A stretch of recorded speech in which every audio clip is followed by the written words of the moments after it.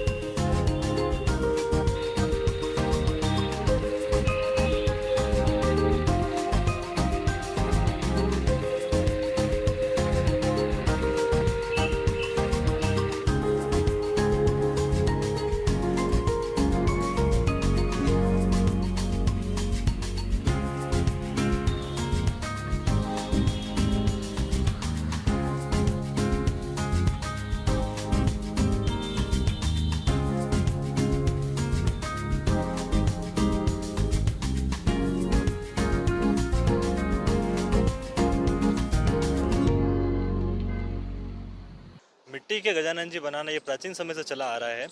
जब अपने शादी ब्याह में देखा जाता है हिंदू धर्म के अंदर, वहाँ पर भी मिट्टी के गजानन जी का प्रयोग किया जाता है। वह मिट्टी के गजानन जी पवित्र माने जाते हैं, साथ में इनको पर्यावरण को लेकर कोई नुकसान नहीं होता है।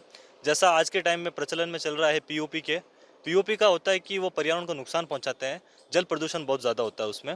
अगर अपन उसका विसर्जन करने के लिए जाते हैं तब कुएँ, तालाब, बावड़ियों के अंदर वहाँ पर वो पत्थर की तरह जम जाता है, जिससे मछली को और तालाब में रहने वाले सभी जीव जंतुओं को नुकसान पहुंचता है। और ये अगर अपन मिट्टी के गजानन जी लेते हैं तो उसका विसर्जन इजी गोइंग तालाब वगैरह बावड़ियों में हो जाता है, वो एक मिट्टी के रूप में परिवर्तित हो जाते हैं। समुद्र एक ऐसे होता है जो लहरों के साथ में गंदगी अपनी बाहर फेंक देता है, और वो चीज़ें अपने राजस्थान जोधपुर में नहीं होती है। समुद्र ऐसा जैसी चीज़ें नहीं है यहाँ पर। अपना जैसे कि झीलें, तालाब, बावड़ीज़ हैं, अगर उसके अंदर अपन विसर्जन करेंगे उन चीज़ों का तो कहीं ना कहीं लेकर अपन को ही लॉस होगा। अपन वो पानी पिएंगे, जीव जंतु उसको पानी पिएंगे, तो वो लॉस होगा अपन को ही। ये पर्यावरण को नुकसान पहुंचाने वाला काम है। अगर अपन मिट्टी का ही काम लेंगे, अपने घर के अंदर इसको विसर्जन कर सकते हैं। एक छोटे गमले के रूप के अंदर, गमले के अंदर मिट्टी डालो, गजानन जी का विसर्जन करो और एक तुलसी का पौधा लगाओ, क्योंकि गजानन जी विसर्जन के बाद में भी आपके साथ रहने वाले हैं फिर।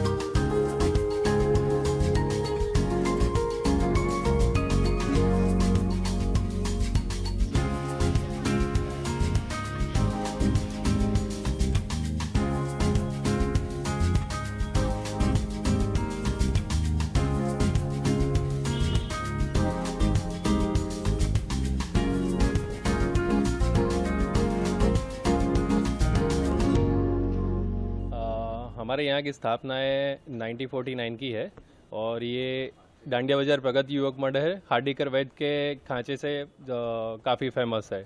और इस बार हमने ये थीम की हुई अगरबत्ती के श्री जी है और कम से कम यहाँ पर 1 लाख से ऊपर अगरबत्ती का यूज़ हुआ है।